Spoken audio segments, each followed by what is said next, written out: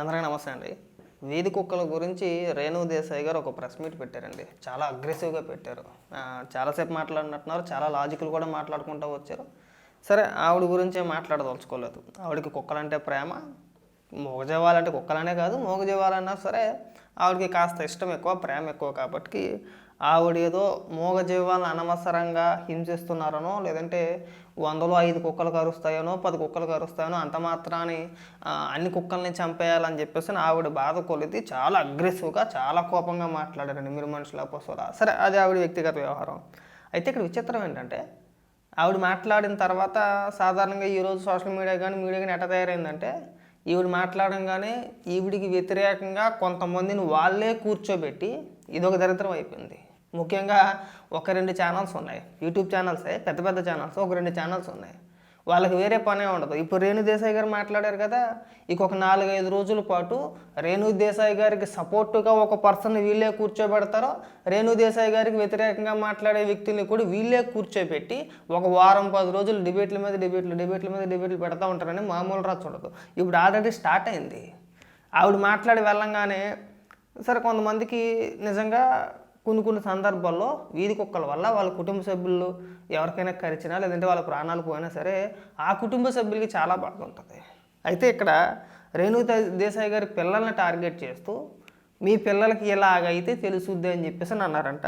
ఆవిడకి ఆ మాటకి ఆవిడ బాధపడింది. ఆవిడ ఒక సెల్ఫీ వీడియో రిలీజ్ చేశారు. ఒకసారి అదేంటి వినిపిస్తా చూడండి. From the dog press conference, first let me clarify one thing, I'm not joining politics. So stop spreading the rumor. నేను ఏం politics join అవుతున్నాను, నాకు అసలు ఇష్టం లేదు politics join అవటం. I'm happy with my NGO work, I'm happy with whatever social service I do in my personal time. So నేను politics join అవ్వట్లేదు. Second, I did not scream at a media person. వాళ్ళు తప్పు thumbnails రాస్తున్నారు. There was some 55-year-old guy who walked into the press conference and he started shouting at me. And he's coming on the stage to literally almost to hit me or something like that. And then the security and the other volunteer. Press మీట్లో ఒక విలేకరు, ఒక reporter చాలా అగ్రెసివ్గా రేణు దేశాయ్ గారి మీద కేకలేస్తూ ప్రశ్నలు కాదు, almost ఎదురుదాడి లాంటివి చేశారు. ఆయన అడిగిన, అంటే ఆయన మాట్లాడే విధానానికి కౌంటర్గా రేణు దేశాయ్ గారు కూడా ఎక్కడ తగ్గల. ఈవిడ చెప్పే సమాధానం ఈవిడ కూడా చెప్పింది. దాన్ని కొంతమంది, నేను చెప్పాను కదా, కాంట్రవర్సీకి కేర్ ఆఫ్ అడ్రస్ అని చెప్పేసి రెచ్చగొట్టే వ్యక్తులు ఎట్టాక ఉంటారు, వాళ్ళు అప్పుడే థంబ్నెయిల్స్లో ఎప్పుడు స్టార్ట్ చేసేసారు. దానికి క్లారిఫై అన్నమాట. Has got hold of him. That's why I got so angry with him. I'm not shouting at press. I have utmost respect for the press. I will never shout at press. So stop spreading false rumors. This is one thing. The third thing now is, first, not joining politics. Second, I did not shout at press. Thirdly, all of you, నేను ఇప్పుడు ఇంటి దారిలో కొన్ని comment చూశాను, నా personal life మీద comment చేయటం మీకు ఎంతవరకు మంచిగా ఉంటుంది. That's why Pawan Kalyan left her, ఇప్పుడు అర్థమైంది తన తిక్క ఉంది, ఇది ఉంది, అది ఉంది. నేను ఎవరి కోసం పోరాడుతున్నాను? నాకు ఏదైనా డబ్బు వస్తుందో కుక్క? కానీ అది తప్పండి. వీళ్ళ పర్సనల్ లైఫ్ జోలికి వెళ్ళకూడదు. ఒకవేళ ఆవిడ మాట్లాడిన మాటలో మీకు నచ్చకపోతే ఆవిడ మాట్లాడిన మాటలను బట్టి మీరు కౌంటర్ చేయడంలో తప్పు లేదు. కానీ అందుకే మిమ్మల్ని పవన్ కళ్యాణ్ వదిలేసాడు, ఇలాంటి వ్యాఖ్యలు వాళ్ళ పర్సనల్ లైఫ్ని టార్గెట్ చేసి చేయడం అయితే ఖచ్చితంగా తప్పే. పర్సనల్ వరకు వెళ్ళొద్దు. ఒకవేళ ఈవిడ మాట్లాడిన మాటలో నాకు నచ్చలేదు అంటే కౌంటర్ చేసే ఉద్దేశం లేదని చెప్పిన ఉదాహరణకి, ఆవిడ చెప్పిన విధానం మంచిది, అంటే చెప్పే సబ్జెక్ట్ మంచిదే, మూగజీవాలపైన అందరికీ ప్రేమ ఉండాలి. కానీ చెప్పిన విధానం కాస్త అగ్రెసివ్గా ఉంది. అంత మాత్రాన వాళ్ళ వ్యక్తిగత జీవితాల జోలికి వెళ్ళి, వాళ్ళ పిల్లల జోలికి వెళ్ళి, వాళ్ళ పర్సనల్ జీవితాలన్నింటినీ కూడా మన కామెంట్ల రూపంలో అందుకే వదిలేసేడు, అందుకే ఇలాగైపోయావు అనేది చాలా దుర్మార్గమైన చర్య. ఈ లేకి మనస్తత్వం మనకి పోనంత వరకు రోజు ఏదో ఒక కాంట్రవర్సీ వస్తూనే ఉంటుంది. ఇదంతా కూడా పనికిమాలిన కాంట్రవర్సీ అండి, పనికొచ్చే కాంట్రవర్సీ ఏం కాదు. పనికొచ్చే అంశాల మీద డిబేట్లు ఎవడో పెట్టాడు. తెల్లారి లెగిసిన కాడి నుంచి గ్రామాల్లో కావచ్చు, పట్టణాల్లో కావచ్చు, ఎవడి జీవితం వాడికి తెల్లారట్లా. నెలంతా పనిచేస్తేనే కానీ వచ్చే జీతం చాలకుండా ఒక 2 రోజులు కూడా చేతిలో ఉండట్లేదు, వచ్చినట్టు పోతుందని చెప్పేసి తెల్లారకుండా మనం ఎడుతుంటే, సరే వాళ్ళు ఏదో ఉన్నవాళ్ళు కుక్కల మీద పోరాటాలు చేస్తారా, పందుల మీద పోరాటాలు చేస్తారా, ఇంకా ఏది మీద పోరాటాలు చేస్తారా, వాళ్ళకి సాగిపోద్ది, మనకి సాగదు. పనికొచ్చే అంశాలపైన ఇంత డెప్త్గా ఎవడో డిబేట్లు పెట్టాడు. పనికిరాని అంశాలపైన ఎవరైనా డిబేట్లు పెట్టినా, లేదంటే ప్రెస్ మీట్లు పెట్టినా పొలోమని వెళ్ళిపోతారంతే. ఇప్పుడు మొదలైందిగా ఈ రచ్చ, ఇంకో 2-3 రోజులు ఆగదు. ఇంకా నేను కుక్కల కోసం కూడా పోరాడట్లేదు. I'm not fighting for dogs, I'm fighting for human life. నేను మనుషుల ప్రాణాల కోసం పోరాడితే మీరు నాకు ఎంత ఎంత నీచ్ కామెంట్స్ నేను చూశాను. నీ నీ పిల్లలకి కుక్క కరిచి నీ పిల్లలు చనిపోతే అప్పుడు తెలుస్తుంది. నా బిడ్డ ప్రాణంకి ఎందుకు వస్తున్నారు మీరు? ఎవరి బిడ్డ ప్రాణం పోయింది అది చాలా తప్పు. నేను యాక్సెప్ట్ చేస్తాను, నేను తల్లి ఉన్నాను, ఐ నో ఇట్. నేను ఒకటే చెప్తున్నాను, మీ వీధిలో కుక్కలు ఉంటే కొన్ని అగ్రెసివ్ ఉంటే నా ఎన్జిఓకి కానీ జిహెచ్ఎంసీకి కాంటాక్ట్ చేయండి, నేను వచ్చి తీసుకెళ్ళిపోతాను కుక్కల్ని. సింపుల్.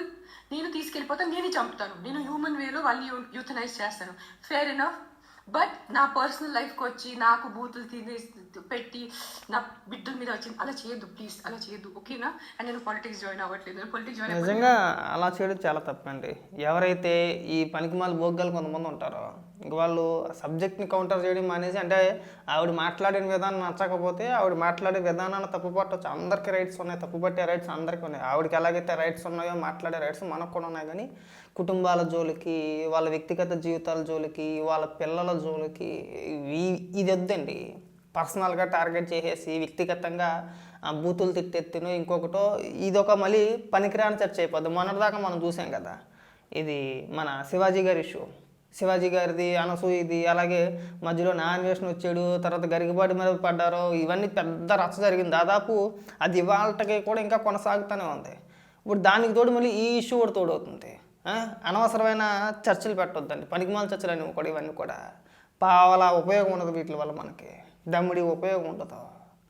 వాళ్ళకేదో బాధ కొలది వాళ్ళు ఏదో ఒక ప్రెస్ మీట్ పెట్టారు. కౌంటర్ చేయాలనుకుంటే వ్యక్తిగత జీవితాల జోలికి వెళ్ళకుండా, పిల్లల జీవితాల జోలికి వెళ్ళకుండా, పిల్లల్ని ఉద్దేశించి మాట్లాడకుండా మనం ఎన్ని రకాలుగా కౌంటర్ చేసినా బాగానే ఉంటుంది. కానీ మరీ డెప్త్గా వెళ్ళిపోయి ఆమెను వ్యక్తిగతంగా విమర్శించేసి ఇంకొక రకంగా బూతులు తిట్టేస్తే ఇది పెంట అవుద్ది. అంత పెద్ద పెద్ద పెంట. ఇంకా మీడియాలోని ఈ అంశం తప్పితే పనికొచ్చే అంశాల పట్ల డిబేట్లు పెట్టడం మానేస్తారు.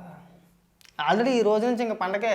ముఖ్యంగా ఆ 2 ఛానల్స్కి అయితే పండగ ఇంకా మామూలుగా ఉండదు. ఇంకెవ్వరు ఇంకా మళ్ళీ ఒక వారం 10 రోజులు ఇప్పుడు ఈ రేణుదేశాయ్ గారు మాట్లాడిన మాటలు ఏవైతే ఉన్నాయో దానిపైన ఒక 2 పకోడీలను తీసుకొచ్చి ఒక నటువైపు ఒక ఇంటివైపు కూర్చోబెడతారు. వాళ్ళే మనం తీసుకొచ్చి కూర్చోబెట్టారు కదా. అనసూయ అభిమాని అని చెప్పేసి నువ్వు ఒకరిని తీసుకొచ్చి కూర్చోబెట్టాడు. ఆడికి అనసూయ గారికి ఎలాంటి సంబంధం లేదు. వాడే ఎక్కువ డ్యామేజ్ చేసాడు అనసూయ గారిని. అనసూయ ఆడడానికి మెయిన్ కారణం ఏంటి? ఇక ఇలాంటి అభిమానుల ముసుగులో కొంతమందిని తీసుకొచ్చి అనసూయ అంటే మాకు ఇష్టం, అనసూయ చేసుకునే బట్టలు అంటే మాకు ఇష్టం అని చెప్పేసి వీళ్ళ చేత మాట్లాడిపించారు టీవీ డిబేట్లలో. దయచేసి పనికిరాని అంశాలపైన చర్చకి తావు ఇవ్వద్దండి. పర్సనల్ అటాక్స్ వద్దు. ఆవిడ మాట్లాడే విధానం నచ్చకపోతే కౌంటర్ చేయొచ్చు, మాట్లాడవచ్చు.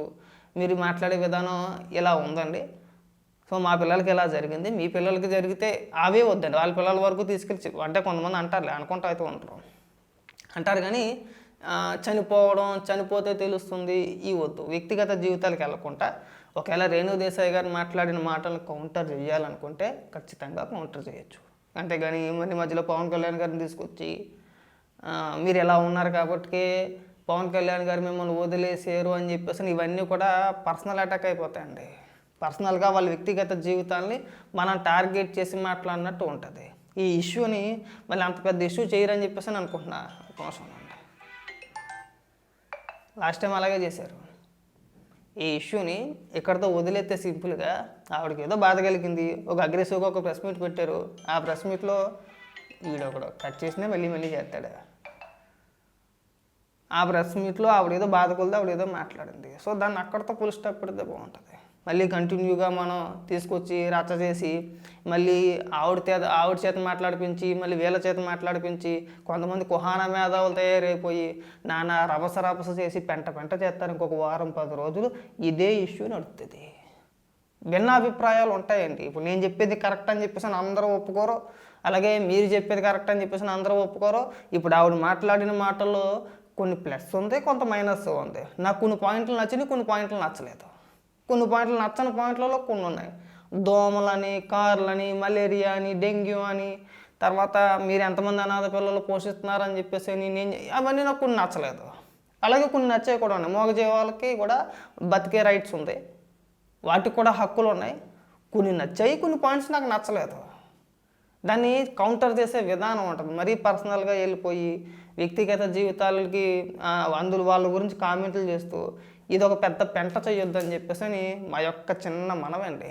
ఎందుకంటే ఇది అనసూయ గారి ఇష్యూ కంటే పెద్ద ఇష్యూని చేస్తారు. ఇప్పుడు చూడండి, నేను వేళ చెప్తున్నాను కదా, మ్యాక్సిమం ఆవిడ ప్రెస్ మీట్ ఒకటి పెట్టి ఒక 4-5 గంటలు అవుతుందేమో.